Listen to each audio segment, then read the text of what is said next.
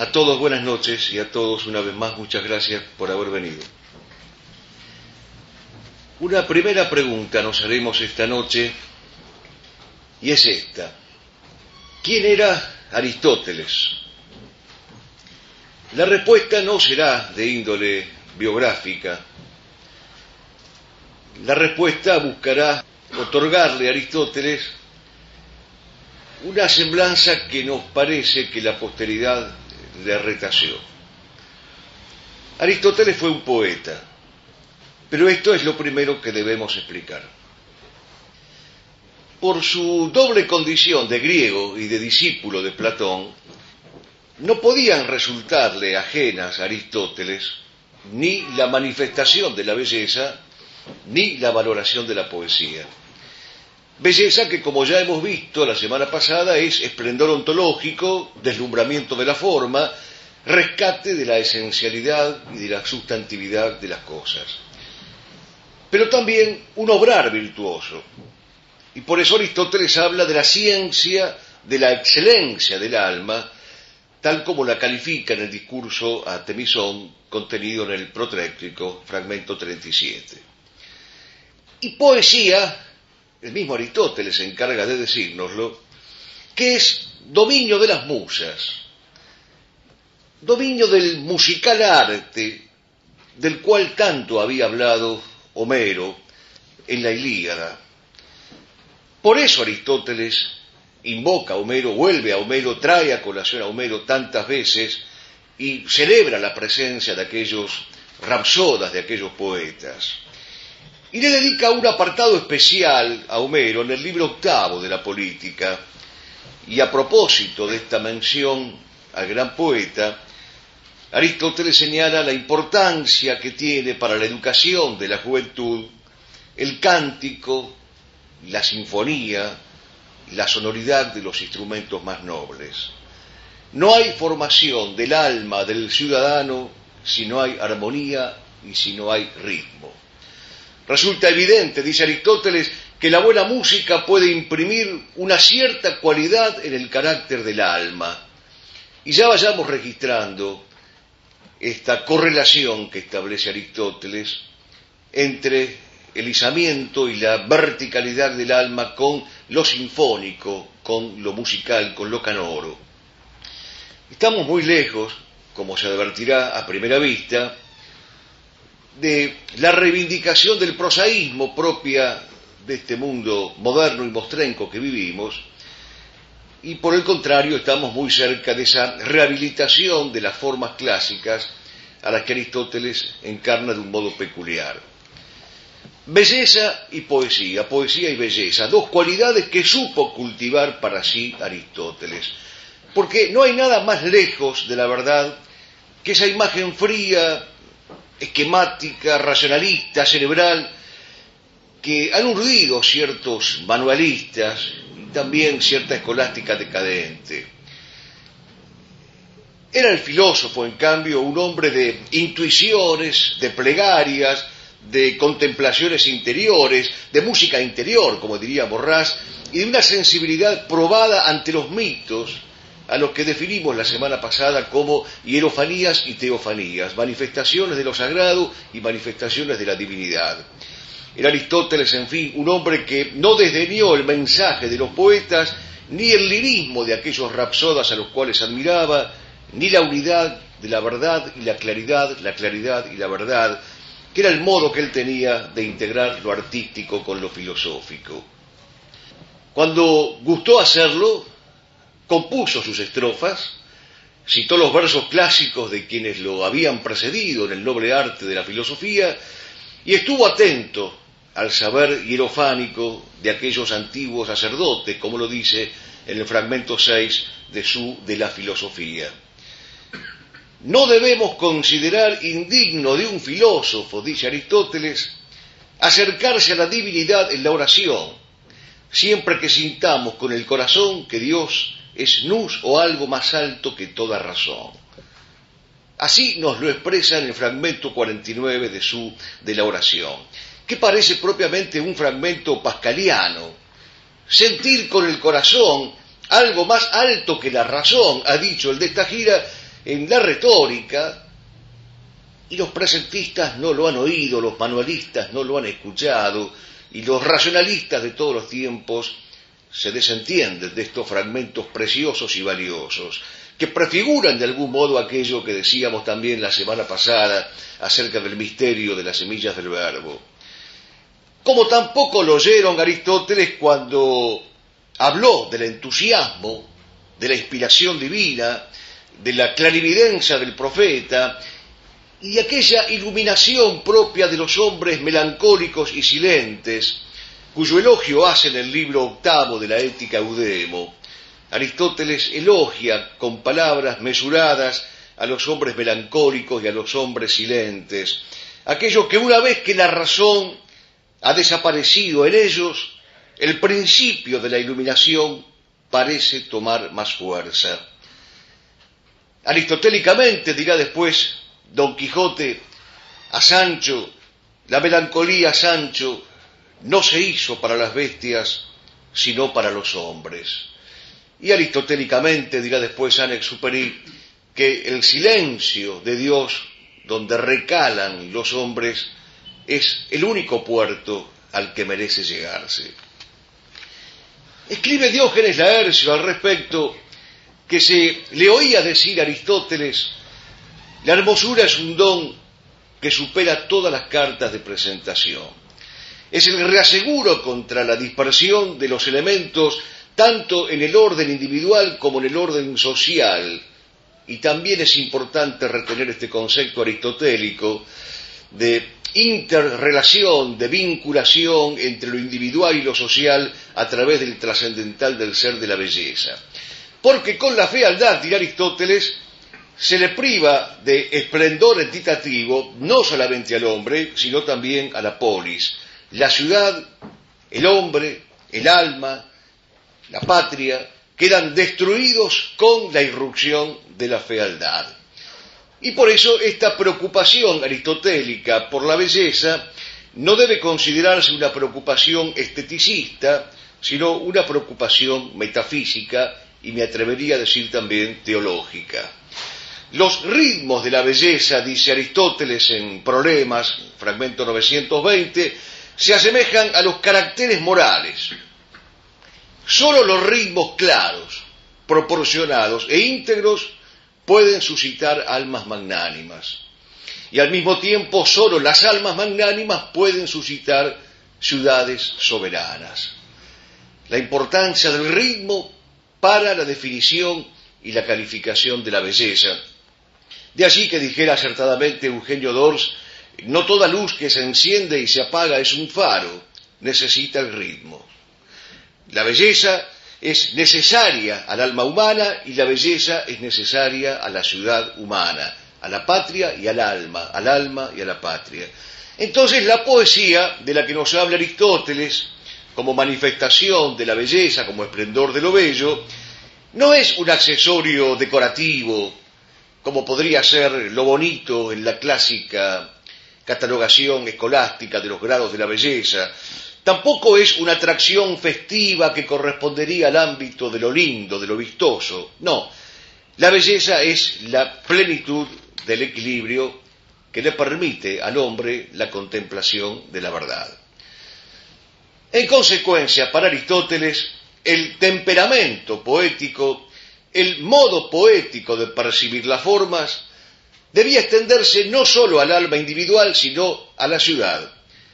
Pero no solamente al alma individual filosofando, sino también al alma del estadista, del historiador, del retórico, de todo aquel que quisiera alejarse de la vulgaridad y de la medianía y elevarse hasta aquella cima, hasta aquel vértice en el cual podemos encontrar a la divinidad.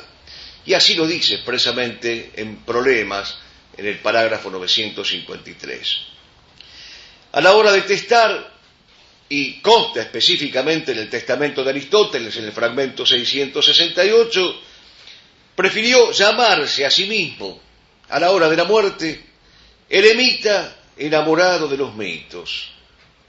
Si tenemos en cuenta, una vez más, que los mitos son expresiones teofánicas y hierofánicas, algo nos quiere decir este Aristóteles que a la hora de la muerte se autodefine, se autorretrata diciendo que es un eremita enamorado de los mitos. Ya que en los mitos, agrega Aristóteles, cabe el asombro y tras el asombro el descubrimiento de la realidad. Pero la verdad es que algunos años antes de presentir su propia muerte y de escribir este maravilloso testamento, Aristóteles se enteró de la muerte que había padecido Hermias, el príncipe de Atarneo, con quien él guardaba una profunda amistad. Tomado que fuera prisionero por los persas, Hermias fue atormentado cruelmente, sin que pudieran doblegarlo ni convertirlo en un delator. Y cuando se le concedió una última gracia antes del terrible suplicio de la crucifixión, Hermias les dijo a sus verdugos: «Decid a mis amigos, decid, Aristóteles, que no he dicho ni obrado nada malo o indigno de la verdadera filosofía». Estremecido de dolor y de admiración, Aristóteles compuso un himno a la memoria de este amigo. Y no es sólo este himno la exaltación del heroísmo, no es sólo el elogio al gesto noble de un patriota inclaudicable, es el canto a la belleza de la idea, a la belleza de la verdad, a la belleza de la forma intacta, en virtud de la cual se acepta hasta el suplicio y se acepta hasta la cruz. Aristóteles compara bellamente a esta idea con una virgen trascendente, con una virgen inmóvil, y dice en su himno a Hermias: «Con la partida de su servidor dejó en la desolación los rayos del sol».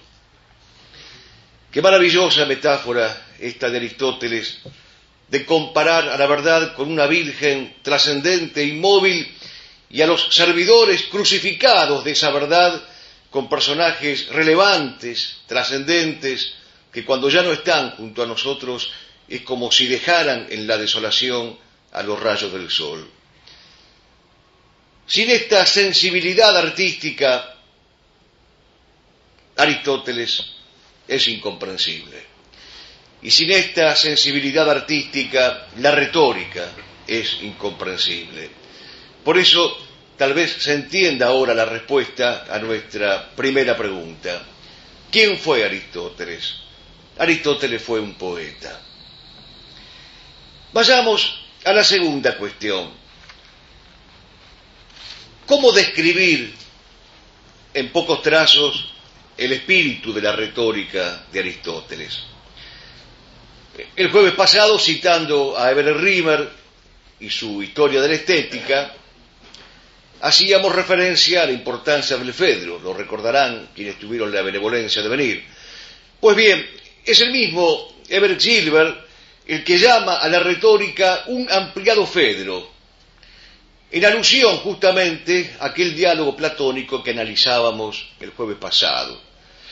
Porque Aristóteles, alzándose contra la noción pragmática, principalmente la manifestada por Isócrates, reclama la preeminencia de la teoría y la sujeción de la palabra, tanto a los dones de la belleza como al deber de proferir la verdad. Porque el verbo humano no es pura praxis, que se acomoda a las circunstancias con la habilidad, con oportunismo, para salir gananciosa de esas circunstancias, sino que es la expresión de un pensar y también es la expresión de un ser. Precisamente el drama de todas las actuales corrientes constructivistas es este: la negación del fino hilván que existe entre el ser, el pensar y el proferir. El verbo humano está jerárquicamente subordinado a la ética, obligado a respetar las normas lógicas, dice Aristóteles, pero también el verbo humano tiene que guardar congruencia con lo emocional y con lo patético, porque el hombre es eso, logos y patos. La palabra, y aquí la gran afirmación de Aristóteles, la palabra es esclava de la esencia de las cosas que nombra y que menciona. Lo dirá después a su manera Mallarmé: con las palabras no se juega. En tan alta estima tiene entonces Aristóteles a la retórica y al poder mancomunado de la palabra bella y la palabra veraz, que Brediff, que es un crítico de la retórica griega, en su obra La elocuencia griega desde el punto de vista de la moralidad y de la verdad, hace una justiciera excepción con Aristóteles, hace una expresa salvedad con la retórica de Aristóteles, y dice: todas las demás retóricas griegas pueden ser sospechosas de favorecer las adulteraciones y las sofísticas, pero el filósofo se abocó a la retórica reservando los derechos intangibles de la moral, que admite solamente las causas justas y los argumentos fundados en la verdad. No era nueva para Aristóteles esta posición que sintetiza en la retórica. Tampoco era nueva esta preocupación entre la unidad de la palabra bella, plástica, musical y sonora y verdadera, siempre verdadera. Al contrario, esta era una antigua preocupación que tenía Aristóteles desde los días de su juventud, y por eso ya en su escrito Grilos, que es la primera obra que se le conoce,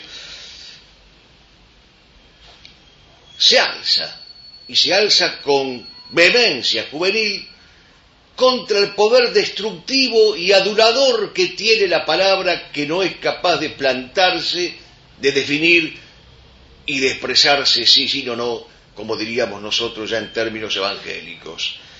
Si la palabra adula, dice Aristóteles, no define, y si la palabra no define, el hombre se degrada. De allí que en aquel famoso diálogo entre Antonio y Cleopatra que trae Shakespeare, se dice con propiedad: recibo de ti palabras de adulación, me dices palabras de adulación para que no sea noble conmigo mismo. El hombre que adula no solamente se despoja de nobleza, sino que despoja de señorío aquel que hace destinatario de aquella adulación. Por eso la palabra, dirá Aristóteles en el Grilos, no puede ser solamente sonoridad, tiene que ser voz. No puede ser solamente locución, tiene que ser iluminación. No puede ser solamente un verbo exterior, tiene que ser también, y por lo pronto, un verbo interior. Pero ahora, el Aristóteles maduro que escribe la retórica y no el Grilos juvenil, tomándolo del Fedro, dirá Aristóteles: solo son verdaderos discursos los discursos que son verdaderos. ¿Cuántos deberían escuchar hoy este pronunciamiento? Y precisamente hoy, ¿cuántos tendrían que tomar conciencia de esta sentencia aristotélica? Solo son verdaderos discursos los discursos que son verdaderos. Los falsos, los mendaces, los mentirosos, los aduladores, los sofísticos, los populistas, los indefinidos, no pueden ser ni son discursos verdaderos. Por lo tanto, culmina Aristóteles diciendo: no puede la retórica, como la poesía, dada su naturaleza, su trascendencia, su relevancia y su visión, no puede eludir la mímesis, no puede eludir la imitación.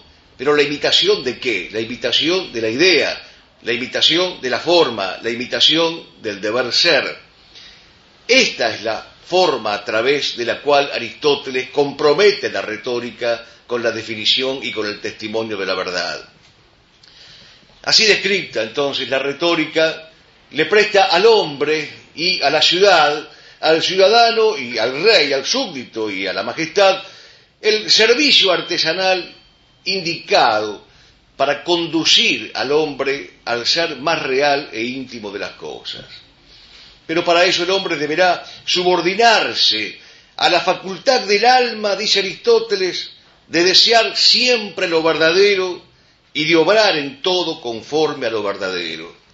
Así lo enseñan de la filosofía, parágrafo 58. La conclusión brota casi espontáneamente. No hay retórica sin verdad. Nos preguntábamos en esta segunda cuestión que estamos abordando, ¿cuál es el espíritu de la retórica? ¿Cómo puede quedar ese espíritu retratado, descrito en pocos trazos? Pues bien, Aquí tenemos un primer trazo que retrata y que describe la retórica de Aristóteles. No hay retórica sin verdad. Pero hay otro rasgo importante. La retórica, dice Aristóteles, debe tomar distancia de las desfiguraciones que la apartan de la lógica y de la ética. Debe mover a los ciudadanos y mover a las ciudades a su propio perfeccionamiento.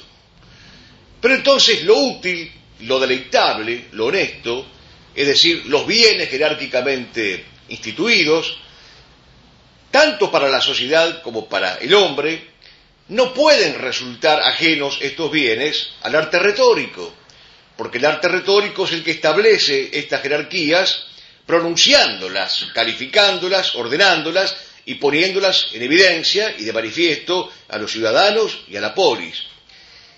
La persuasión, quiere decirnos Aristóteles, y a esto nos está conduciendo, a esta meditación, la persuasión era y es el medio y el recurso para que el hombre pueda elaborar el argumento retórico, porque aquello de lo que había que persuadir no podía ser algo distinto o contrapuesto al bien, a la verdad y a la belleza. Y esta es la gran diferencia entre la retórica aristotélica y la retórica sofística o la retórica moderna. La persuasión está al servicio de la verdad. La persuasión está al servicio del bien y está al servicio de la belleza. Los argumentos persuasivos llegaban a la razón, llegan a la razón y también deben llegar a la emoción, por aquello que recordábamos antes del logos y el patos. Persuadir por la palabra, dice Aristóteles, requiere exactitud de matemático, pero altura de poeta. Requiere saber que hay un logos que aguarda, pero también una sensibilidad que espera. Admirable es esta síntesis aristotélica entre lo sensible y lo inteligible. Admirable es esta síntesis que presenta en la ética nicomaquea. Y era eminentemente griego este planteo. Y paradójicamente, siendo eminentemente griego esta juntura entre el buen decir y el buen ser, siendo eminentemente griego, digo, lo paradojal es que haya pasado a las filas de la filosofía romana y que nosotros hoy más conozcamos este pensamiento aristotélico por los clásicos romanos que por Aristóteles mismo. La unión del buen decir con la unión del buen ser. Esta unión era lo que le permitía a los hombres poder formar sus almas y no solamente forjarlas, sino también templarlas y templarlas aceradamente para la hora de la prueba. Aquí tendríamos entonces la segunda conclusión que nos permitiría entender el espíritu de la retórica. La persuasión como arma retórica solo es legítima, solo es válida si está al servicio de la verdad. Y por eso esta segunda conclusión es el complemento natural de la primera. La retórica no se entiende sin su objeto propio, que es testimoniar la verdad. Y la persuasión, artesanía del retórico, tampoco se legitima, tampoco se convalida, si no está ella, y con presteza, con seguridad, al servicio de la verdad. La retórica, dirá Aristóteles, necesita de la técnica, pero le es insuficiente, y no debe permitir que la técnica la doblegue, porque convertida la retórica en mera técnica, perecerá, que es exactamente lo que sucede en nuestros días. Palabras vacuas, palabras vanas, palabras vacías, sin rumbo, pero que muchas veces se presentan engañosamente con el envase de una cierta formalidad técnica. Más bien, dice Aristóteles, se necesita todo lo contrario, una retórica, una palabra que se nutra de la historia, de los paradigmas de la historia y de la poesía porque solamente de ella podrá tomar el son y el vuelo. De la historia, la retórica se nutre a través de los grandes modelos, de los grandes arquetipos que deben ser objeto de nuestra contemplación y de nuestro encomio. Y también de la historia aprende la retórica las contrafiguras, como diría después Max Scherer, aquellos antitestimonios o antimodelos que son objetos de nuestra execración y vituperio. De la poesía ha de tomar la ascesis de la forma, la purificación de las formas, la luz de las significaciones hermosamente proclamadas. Y del pasado tomará la retórica, la enhebración de esos caracteres que a medida que se van enhebrando, nos van presentando a nosotros otras tantas posibilidades de emulación, de escoltamiento, de mímesis, de seguimiento. Del arte poética, en una palabra, tomará la retórica, la medida, el compás, ese ritmo que hace que la palabra sea un faro. Y del ayer, del pasado, tomará las estampas edificantes y pospondrá las degradantes. Del poema, al fin, toma la retórica, las cadencias y el estilo. Vean entonces cómo se van concatenando y volviendo concurrentes la historia por un lado, la poesía por otro y la retórica, como un haz de recíprocas enseñanzas y de mutuas cooperaciones.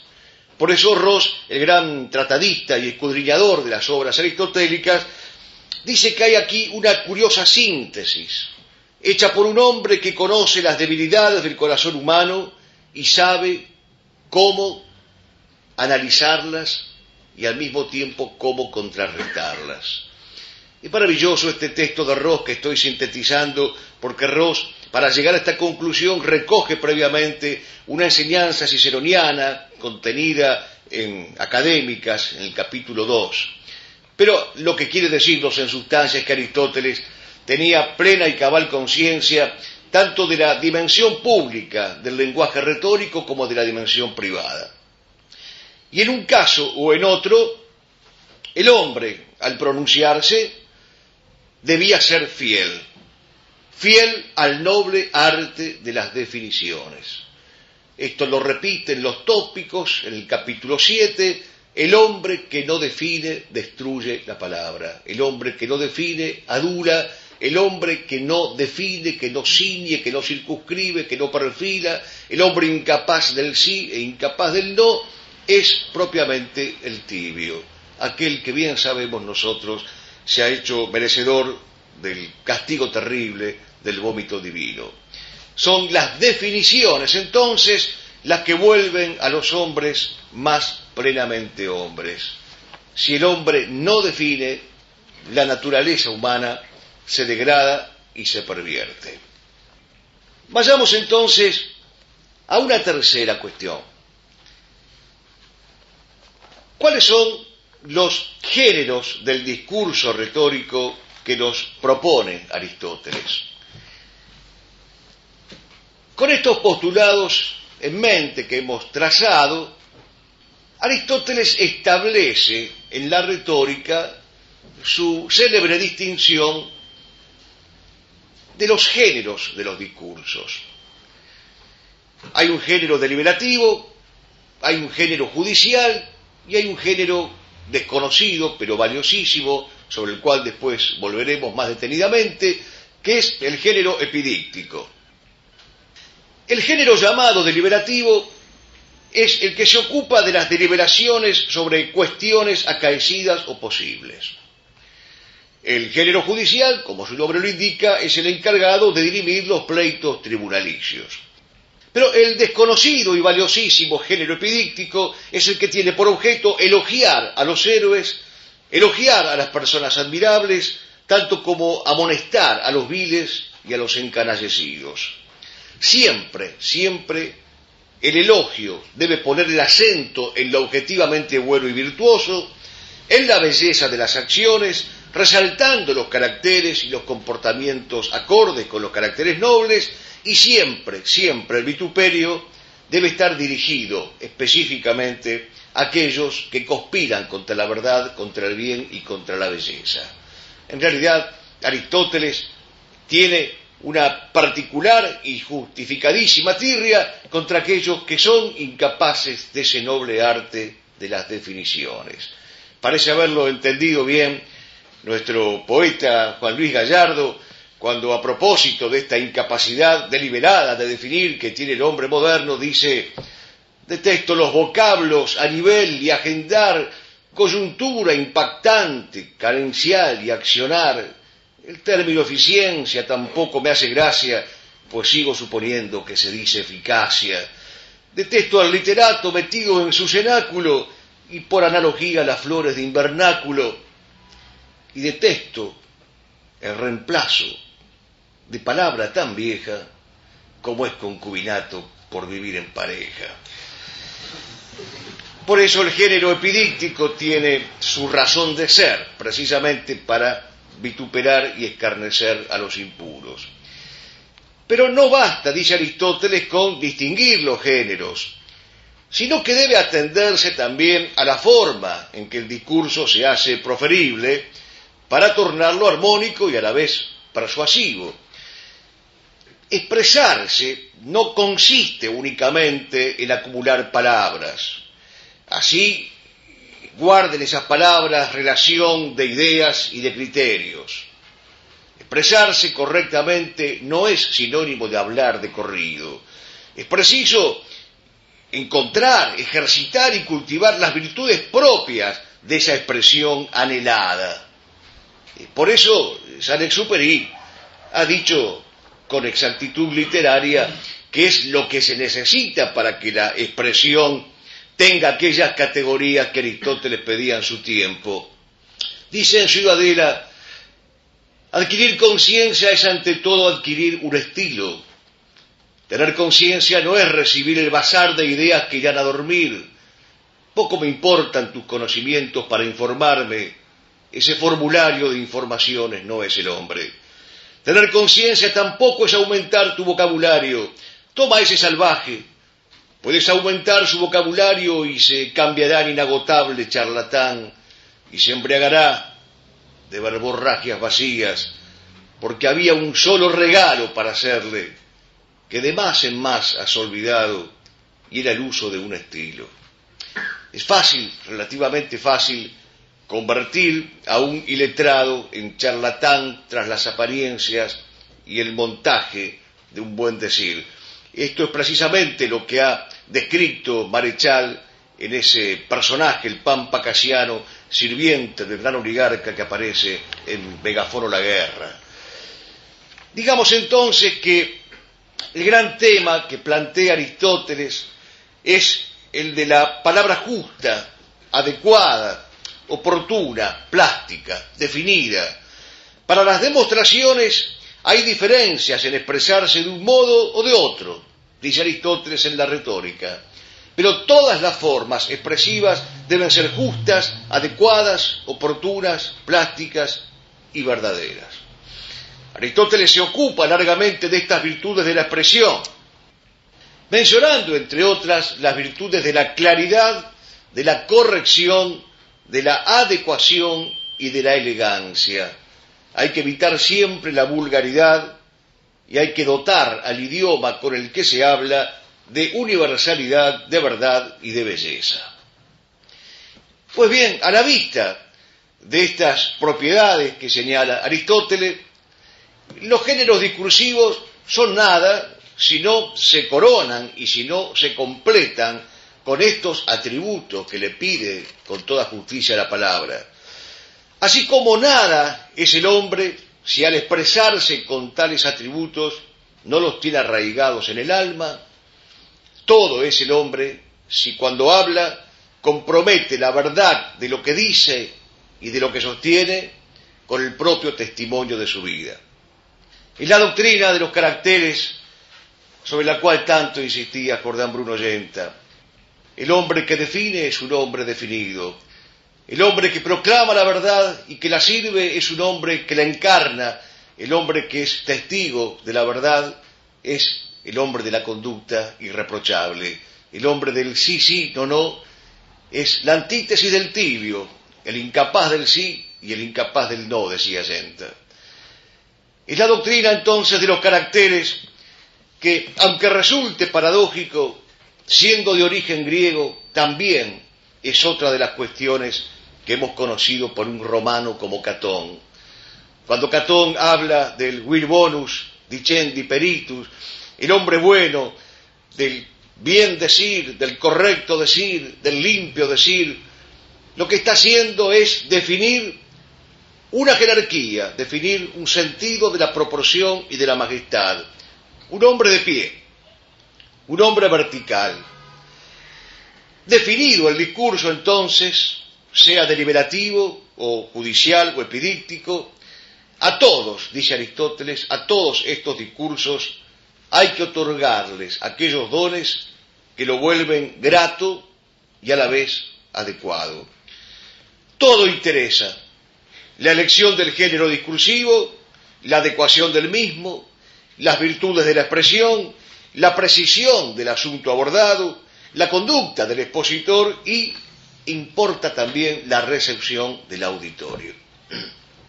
Pues bien, sintetizando lo que hemos tratado de explicar esta noche, diríamos que hemos hablado en primer lugar de Aristóteles como poeta.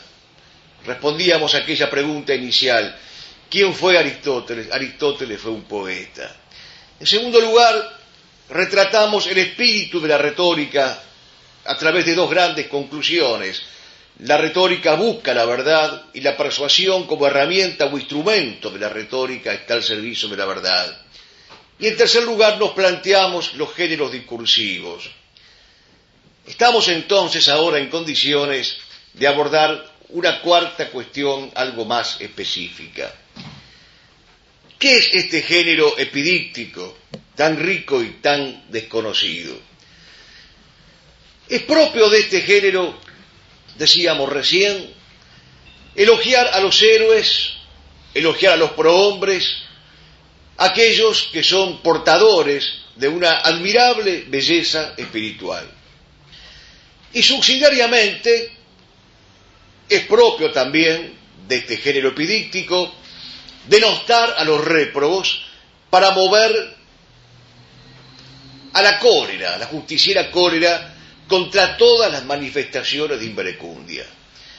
Pero esos buenos y esos malos de los que habla Aristóteles no se alistan en sendas categorías por razones subjetivas, emocionales, antojadizas o particulares, sino en tanto demuestren objetivamente su disposición habitual para las acciones notables o para las acciones detestables.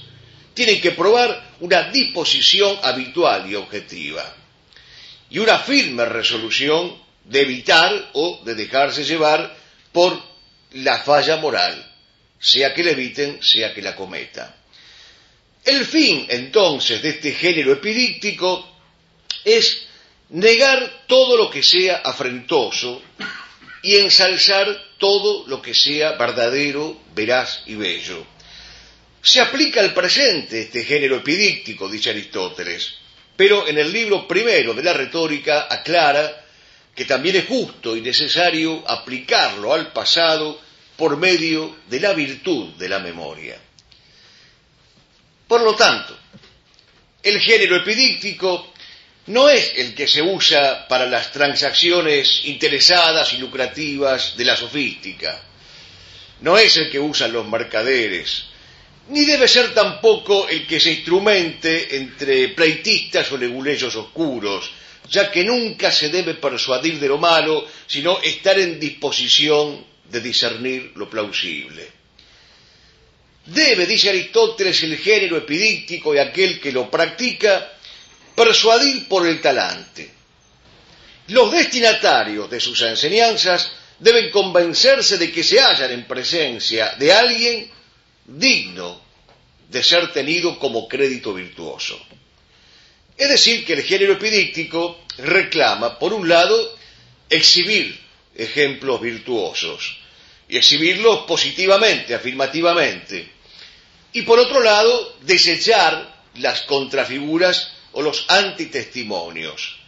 Esto por un lado, pero por otro lado, y aquí lo verdaderamente difícil y lo verdaderamente importante del pedido aristotélico, por otro lado, el género epidíptico reclama la actitud testimonial del expositor. Solamente son verdaderos discursos los discursos verdaderos. En Primeros Analíticos, Aristóteles es todavía más explícito si cabe. Los que elogian, dice, no deben mirar si el elogiado ha realizado algo útil, sino si desdeñando su propia utilidad y provecho ha hecho algo bello. Al modo como elogian a Aquiles porque socorrió a su amigo Patroclo, aun sabiendo que él mismo, que podía seguir con vida, iba a morir por ello en la demanda, pues para él resultaba esta muerte más bella que conveniente la vida. No es fácil entonces practicar este género epidíctico. Hay que saber objetivamente quiénes son los héroes y elogiarlos y ponderarlos en su medida, pero también hay que tener una coherencia de vida para poder elogiarlos con autoridad y predicar su mímesis, su emulación, su escoltamiento con la autoridad de aquel que encarna esas virtudes que ama y que admira en el héroe. Reparemos en estas palabras aristotélicas. Nos toca discernir equitativamente entre justos y entre ruines, no según conveniencias o provechos particulares o pareceres subjetivistas, no por impresiones o fenómenos del momento, que alejado está Aristóteles de toda esta fenomenología filosófica contemporánea, sino por la constatación de una, vuelvo a repetir, habitualidad para las acciones ennoblecedoras. No basta repetir una vez un acto, por bueno que sea, para convertirme en un hombre virtuoso. Tengo que adquirir un carácter virtuoso, un temperamento virtuoso y una personalidad virtuosa. Nos toca discernir, dice Aristóteles, lo plausible de lo irrecomendable, sabiendo que el modo más autorizado de hacerlo es encarnarlo uno mismo, encarnar los valores que se encomian y rechazar vitalmente, existencialmente, los disvalores que nosotros rechazamos. He aquí entonces el secreto de un comportamiento bello. Lo leemos directamente del texto aristotélico. Es bello lo que, siendo preferible por sí mismo, resulta digno de elogio, o lo que, siendo bueno, resulta placentero en cuanto que es bueno. Y si esto es lo bello, entonces la virtud es necesariamente bella, puesto que siendo un bien es digno de elogio. Es por la virtud que los hombres realizan hechos y acciones bellos y memorables. Quien se expresa entonces epidícticamente no puede desvincularse de la belleza y no puede desvincularse del deber de laudarla. Pero he aquí uno de los momentos culminantes de la retórica aristotélica. Aristóteles se pregunta qué es lo que se debe laudar, qué es lo que conviene laudar, y él mismo se encarga de darnos esta respuesta magnífica. También son bellas todas las cosas cuyo premio es el honor y todas las que procuran más honor que dinero. E igualmente todas las que, estando entre las que son dignas de preferirse, se hacen no por causa de uno mismo. Las que son buenas en absoluto, las que se realizan por la patria con olvido de uno mismo, las que son buenas por naturaleza, y asimismo son bellas todas las de suyo corresponden más a después de la muerte que al período de la vida, ya que las que se hacen mientras está vivo se hacen más por causa de uno mismo. Y también cuantas obras se realizan en beneficio de los demás, como asimismo las cosas memorables, y más cuanto más lo sean, las que sobreviven a la muerte de uno, las que generan fama, las que son obras fuera de lo común. Este listado incompleto, fragmentario, pero rico y significativo, nos está indicando el camino que debemos seguir. ¿Cuál debe ser nuestra verdadera opción? Lo que Aristóteles quiere decirnos es que es necesario distinguir entre aquellos que persiguen la honra o los que persiguen el oro, entre el egocentrismo esterilizante o la generosidad de aquellos que son capaces de dar la vida por Dios y por la patria, entre la capacidad de sacrificio o la de beneficio, entre las obras caducas o las obras imperecederas, entre el ocio contemplativo o el torbellino tecnolátrico, entre los gestos furtivos o los que son capaces de enraizar en lo eterno, de anclar en la eternidad. Elegir al fin entre las cosas que bendicen y felicitan y aquellas cosas que maldicen, que desgastan y que degradan. El mismo Aristóteles invoca el testimonio de los poetas una vez más para enseñarnos a hacer estas distinciones. Los poetas que él elogia son aquellos que han sido capaces de distinguir entre lo bueno y aquello que es innoble e indigno y que le quita al hombre toda posibilidad de hidalguía. Por eso Aristóteles menciona a Alceo, menciona a Ifícrates y menciona a Simónides de Seo y también lo menciona a Safo. Mas un discurso, y sobre todo el discurso epidíctico del que estamos hablando, no es solo contenido, sino también que es forma, porque no basta con saber lo que hay que decir, sino que también es necesario decirlo como se debe, cuidando el tono, dice Aristóteles, cuidando la armonía, el ritmo, que tanto predisponen los ánimos en una dirección favorable o en una dirección desfavorable. Y cuidando igualmente, dice Aristóteles, que no falte el debido exordio al que él compara con el preludio de las piezas musicales. En una palabra, la expresión debe poseer claridad, que es la garantía de un lenguaje patente, despejado, diáfano, con una dosis de extrañeza, es decir, con el uso de aquellas palabras que no sean ordinarias o vulgares o comunes, sino que llamen la atención, que despierten la admiración y que despierten también el deleite, sin perder nunca la claridad. Y es aquí cuando Aristóteles recomienda la elaboración de las metáforas. Vayamos, pues, a una quinta cuestión. ¿Cuál podría ser la aplicación de estas enseñanzas aristotélicas a los días que corren? Recordarán ustedes que el jueves pasado nos hacíamos similar pregunta retórica respecto de Platón. También corresponde que nos la hagamos en este jueves, porque vivimos bajo la tiranía de aquello que llamaba bien Carlos Di Sandro la guerra semántica, lejos, muy lejos del magisterio de Aristóteles. Por eso nos preguntamos también, como el jueves pasado, ¿qué diría el filósofo ante el lenguaje de nuestros hombres públicos que no solo carecen de belleza, sino también de verdad y de bien, pero que también carecen de los cuidados más elementales de la dicción y aún de la fonología? Un lenguaje que no solo reniega de la claridad y de la honestidad, de la integridad, de la proporción, sino también de la distinción entre la S, la C, la Z, la CH, que consideran que no es necesario decir es necesario.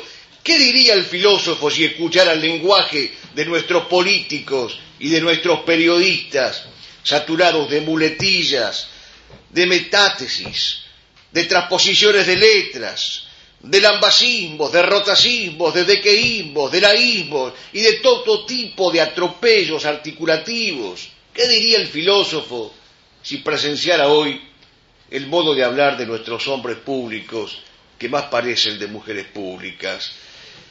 ¿Qué diría Aristóteles, que clamaba por un idioma que fuera expresión del principio de identidad, ante un personaje como Cristina, que no hace otra cosa más que contradecirse permanentemente, sabiendo que la contradicción dialéctica puede estar en la base de su discurso político sin que nadie se inmute? ¿Qué diría Aristóteles frente a aquello que José María Pemán, hablando de la dialéctica marxista, definía como un sonido sin sintaxis, de prosa dura y proletaria, sin el más leve toque de la gracia? Que esto es justamente lo que prevalece hoy en la clase política y periodística. Un sonido sin sintaxis, de prosa dura y proletaria, sin el más leve toque de la gracia. ¿Qué diría Aristóteles si escuchara a los modernos liturgos que han suprimido el vosotros, a los autores del himno del Congreso Eucarístico que se celebró hace unos años y que, creyendo llegar al éxtasis del estro poético, elaboraron este verso: y ante el hambre del pueblo dijiste, denles ustedes por Dios de comer. ¿Qué diría Aristóteles si se enterara que hay un manual que se llama El lenguaje feminista, publicado por el Ayuntamiento de León, en la mismísima España, en la madre patria, y escrito por un académico de la Real Academia de la Lengua, Francisco Adrados, que propone acabar con la discriminación idiomática, reemplazando entonces palabras como los funcionarios por palabras como el funcionariado? ¿Pero es que no advierte acaso este hombre que el funcionariado también es palabra masculina? ¡Qué extraña forma de elogiar merecidamente a la mujer como Dios manda contiene este cambio del idioma! ¿Qué hacer? Yenta hablaba de la necesidad de aristotelizar la universidad.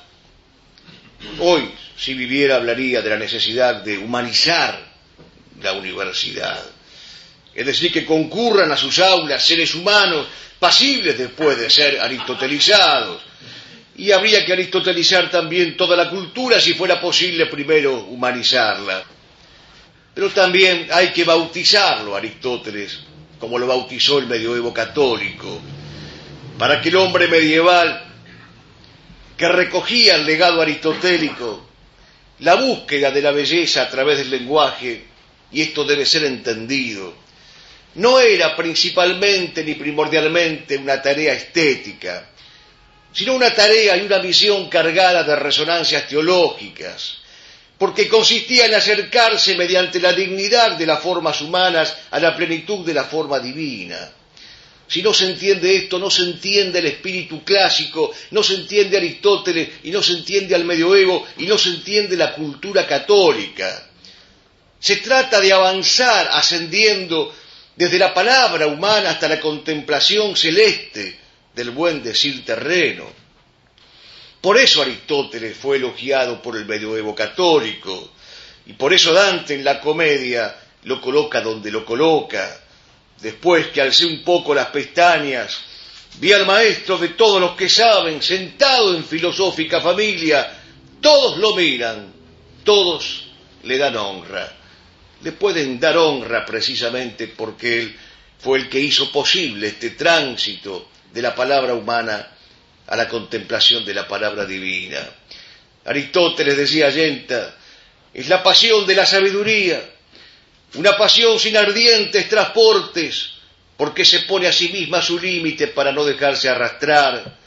Aristóteles representa el esfuerzo del conocimiento puro y desinteresado, el alerta más severo de la inteligencia que logra ser fiel al propio ser de ella misma, al ascetismo de la sabiduría. Necesitamos de Aristóteles, porque hoy la palabra padece una multiplicidad de deformaciones. Hay un lenguaje que se viola a diario por el vaciamiento sistemático de la sustancia, por el divorcio intencional entre la semántica y la metafísica. Es el ámbito, por ejemplo, del desconstructivismo de Derrida, de la lingüística estructuralista o de la llamada psicogénesis. Este divorcio entre la semántica y la metafísica es gravísimo, porque los nombres dejan de ser epifanías del ser. Hasta el finado Borges lo advirtió cuando escribía: si, como dijo el griego en el Cratilo, el nombre es arquetipo de la cosa, en el nombre de rosa está la rosa y todo el Nilo en la palabra Nilo. No podemos permitir el divorcio intencional entre la semántica y la metafísica, aun por las consecuencias sociales y políticas que esto acarrea. Recuerden lo que le dice Nebrija al emperador en el prólogo de su gramática: siempre la lengua fue compañera del imperio. Pero además hay un lenguaje que se viola en la degradación de su estética, en su extrañamiento respecto de la verdad fundante, en su lejanía del silencio y del verbo, en su intencional reducción a un argot, a un lunfardo, a una procacidad cada vez más insoportable. Hay un lenguaje que se viola en la adoración universal del idioma inglés, que ni siquiera se lo promueve por razones culturales, sino porque es el idioma de los dominadores, por esa pedagogía para uso de coloniales. De allí que Bernardes clamara por el retorno a la lengua madre. Conservemos la lengua materna en que se dice crepúsculo y hermano, corazón y cristal, y hagamos el propósito de defenderla siempre, palabra por palabra y en toda su unidad. Cuando Mazzinghi escribió ese elogio perfecto a la letra ñ, termina diciendo: y si juntos peleamos como buenos soldados, la técnica insolente con su pérfida maña no ha de borrar la ñ de la palabra España, porque de la madre patria y de su idioma, hasta la ñ, por minúscula que sea, tenemos que defender. Al fin de cuentas, es esta que encontró Mazzinghi una variante de decir lo mismo que dice el texto sacro. Iota unum, ni una jota es posible tocar, ni legítimo tocar. Y hay al fin una violación de la palabra en su horrible deformación actual, causada por los neologismos tomados del mundo de la informática, de la cibernética, de las relaciones empresariales, de las modas culturales, de los más media.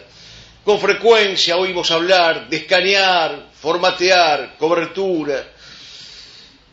El lenguaje es la morada del ser, dice Heidegger. En esa morada vive el hombre y viven los pensadores y los poetas. Ellos son los custodios de esa morada. Si la morada del lenguaje, si la morada de la palabra la van a custodiar los tecnócratas, el hombre también cae y se degrada hasta un límite aborrecible. Lo que queremos decir en suma es que la alteración que hoy padece la palabra es grave, porque no es sólo una desfiguración por causa de la mentira, no es sólo una desfiguración como consecuencia de la pérdida de los valores etimológicos y de las precisiones de la etimología por las que bregaba un San Isidoro de Sevilla. Es una ruptura intencional entre el signo y el significado, entre la semántica y la metafísica que decíamos antes.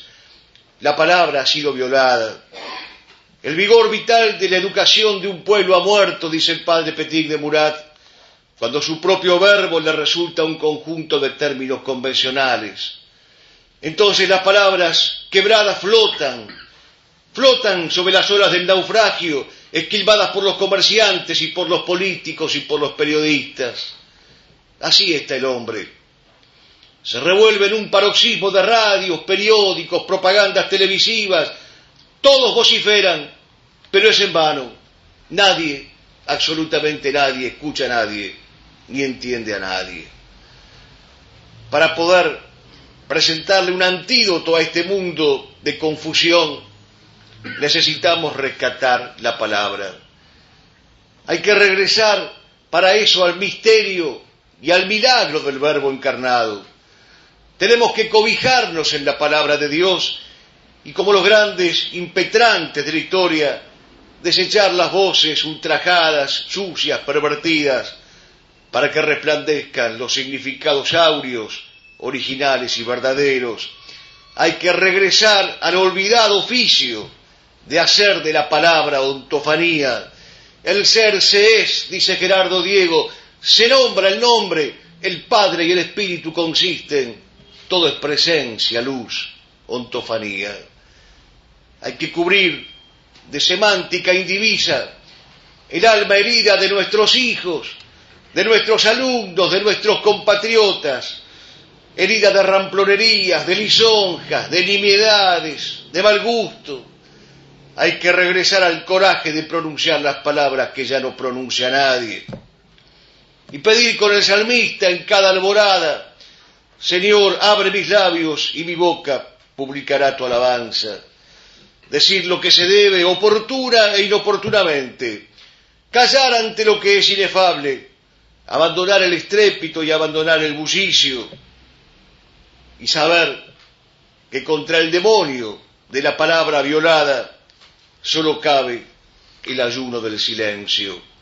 Madre muda del verbo que calla, recordábamos la semana pasada el nombre de María según una antigua letanía medieval. Es necesario para nosotros, que somos hombres de fe católica, regresar a la devoción al Espíritu Santo, ese río de agua viva del que habla la liturgia, del que procede la victoria y el triunfo de los mártires, según enseñaba el Papa León XIII, ese Espíritu Santo que el cardenal Mercier definió como alma de mi alma, ese Espíritu Santo que hizo posible el milagro de Pentecostés contra el perjurio de Babilonia. Y por eso el rey San Fernando, el rey de Castilla, había acuñado una hermosa oración para pedir los dones del Espíritu Santo.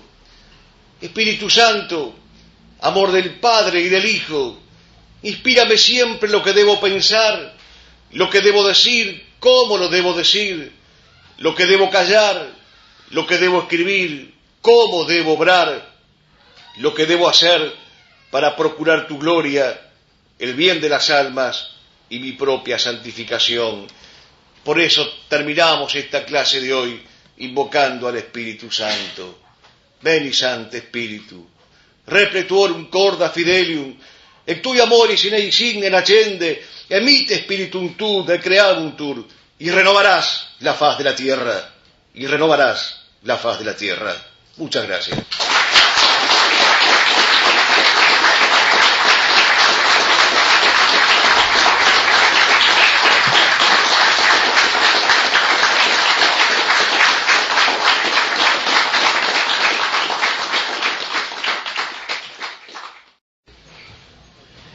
A todos buenas noches y a todos una vez más muchas gracias por haber venido. Una primera pregunta nos haremos esta noche y es esta. ¿Quién era Aristóteles? La respuesta no será de índole biográfica. La respuesta buscará otorgarle a Aristóteles una semblanza que nos parece que la posteridad le retaseó. Aristóteles fue un poeta, pero esto es lo primero que debemos explicar. Por su doble condición de griego y de discípulo de Platón, no podían resultarle ajenas a Aristóteles ni la manifestación de la belleza ni la valoración de la poesía. Belleza que, como ya hemos visto la semana pasada, es esplendor ontológico, deslumbramiento de la forma, rescate de la esencialidad y de la sustantividad de las cosas. Pero también un obrar virtuoso. Y por eso Aristóteles habla de la ciencia, de la excelencia del alma, tal como la califica en el discurso a Temisón, contenido en el Protréctico, fragmento 37. Y poesía, el mismo Aristóteles se encarga de decírnoslo, que es dominio de las musas, dominio del musical arte, del cual tanto había hablado Homero en la Ilíada. Por eso Aristóteles invoca a Homero, vuelve a Homero, trae a colación a Homero tantas veces y celebra la presencia de aquellos rapsodas, de aquellos poetas. Y le dedica un apartado especial a Homero en el libro 8 de la Política. Y a propósito de esta mención al gran poeta, Aristóteles señala la importancia que tiene para la educación de la juventud el cántico, la sinfonía, la sonoridad de los instrumentos más nobles. No hay formación del alma del ciudadano si no hay armonía y si no hay ritmo. Resulta evidente, dice Aristóteles, que la buena música puede imprimir una cierta cualidad en el carácter del alma. Y ya vayamos registrando esta correlación que establece Aristóteles entre el izamiento y la verticalidad del alma con lo sinfónico, con lo musical, con lo canoro. Estamos muy lejos, como se advertirá a primera vista, de la reivindicación del prosaísmo propia de este mundo moderno y mostrenco que vivimos, y por el contrario estamos muy cerca de esa rehabilitación de las formas clásicas a las que Aristóteles encarna de un modo peculiar. Belleza y poesía, poesía y belleza, dos cualidades que supo cultivar para sí Aristóteles, porque no hay nada más lejos de la verdad que esa imagen fría, esquemática, racionalista, cerebral, que han urdido ciertos manualistas y también cierta escolástica decadente. Era el filósofo, en cambio, un hombre de intuiciones, de plegarias, de contemplaciones interiores, de música interior, como diría Borrás, y de una sensibilidad probada ante los mitos, a los que definimos la semana pasada como hierofanías y teofanías, manifestaciones de lo sagrado y manifestaciones de la divinidad. Era Aristóteles, en fin, un hombre que no desdeñó el mensaje de los poetas, ni el lirismo de aquellos rapsodas a los cuales admiraba, ni la unidad de la verdad y la claridad y la verdad, que era el modo que él tenía de integrar lo artístico con lo filosófico. Cuando gustó hacerlo, compuso sus estrofas, citó los versos clásicos de quienes lo habían precedido en el noble arte de la filosofía y estuvo atento al saber hierofánico de aquellos antiguos, puro contra la dispersión de los elementos tanto en el orden individual como en el orden social. Y también es importante retener este concepto aristotélico de interrelación, de vinculación entre lo individual y lo social a través del trascendental del ser de la belleza. Porque con la fealdad, dirá Aristóteles, se le priva de esplendor entitativo no solamente al hombre, sino también a la polis, la ciudad, el hombre, el alma, la patria, quedan destruidos con la irrupción de la fealdad. Y por eso esta preocupación aristotélica por la belleza no debe considerarse una preocupación esteticista, sino una preocupación metafísica y me atrevería a decir también teológica. Los ritmos de la belleza, dice Aristóteles en Problemas, fragmento 920, se asemejan a los caracteres morales. Solo los ritmos claros, proporcionados e íntegros pueden suscitar almas magnánimas. Y al mismo tiempo solo las almas magnánimas pueden suscitar ciudades soberanas. La importancia del ritmo para la definición y la calificación de la belleza. De allí que dijera acertadamente Eugenio d'Ors, no toda luz que se enciende y se apaga es un faro, necesita el ritmo. La belleza es necesaria al alma humana y la belleza es necesaria a la ciudad humana, a la patria y al alma y a la patria. Entonces la poesía, de la que nos habla Aristóteles, como manifestación de la belleza, como esplendor de lo bello, no es un accesorio decorativo, como podría ser lo bonito en la clásica catalogación escolástica de los grados de la belleza. Tampoco es una atracción festiva que correspondería al ámbito de lo lindo, de lo vistoso. No, la belleza es la plenitud del equilibrio que le permite al hombre la contemplación y sacerdote, como lo dice en el fragmento 6 de la filosofía.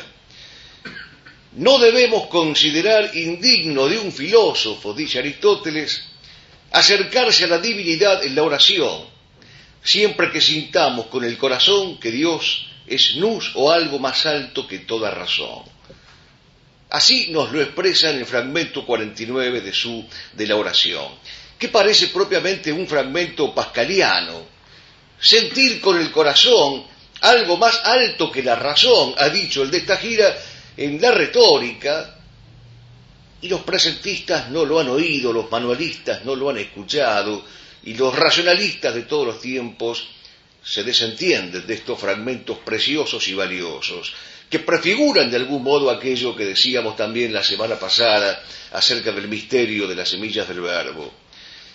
Como tampoco lo oyeron Aristóteles cuando habló del entusiasmo, de la inspiración divina, de la clarividencia del profeta, y de aquella iluminación propia de los hombres melancólicos y silentes, cuyo elogio hace en el libro 8 de la Ética Eudemo, Aristóteles elogia con palabras mesuradas a los hombres melancólicos y a los hombres silentes, aquellos que una vez que la razón ha desaparecido en ellos, el principio de la iluminación parece tomar más fuerza. Aristotélicamente, dirá después Don Quijote a Sancho, la melancolía, Sancho, no se hizo para las bestias, sino para los hombres. Y aristotélicamente dirá después Saint-Exupéry que el silencio de Dios, donde recalan los hombres, es el único puerto al que merece llegarse. Escribe Diógenes Laercio al respecto que se le oía decir a Aristóteles: la hermosura es un don que supera todas las cartas de presentación. Es el reaseguro de la verdad. En consecuencia, para Aristóteles, el temperamento poético, el modo poético de percibir las formas, debía extenderse no solo al alma individual, sino a la ciudad. Pero no solamente al alma individual filosofando, sino también al alma del estadista, del historiador, del retórico, de todo aquel que quisiera alejarse de la vulgaridad y de la medianía y elevarse hasta aquella cima, hasta aquel vértice en el cual podemos encontrar a la divinidad. Y así lo dice expresamente en Problemas, en el parágrafo 953. A la hora de testar, y consta específicamente en el testamento de Aristóteles, en el fragmento 668, prefirió llamarse a sí mismo, a la hora de la muerte, eremita enamorado de los mitos. Si tenemos en cuenta, una vez más, que los mitos son expresiones teofánicas y hierofánicas, algo nos quiere decir este Aristóteles, que a la hora de la muerte se autodefine, se autorretrata diciendo que es un eremita enamorado de los mitos. Ya que en los mitos, agrega Aristóteles, cabe el asombro, y tras el asombro, el descubrimiento de la realidad.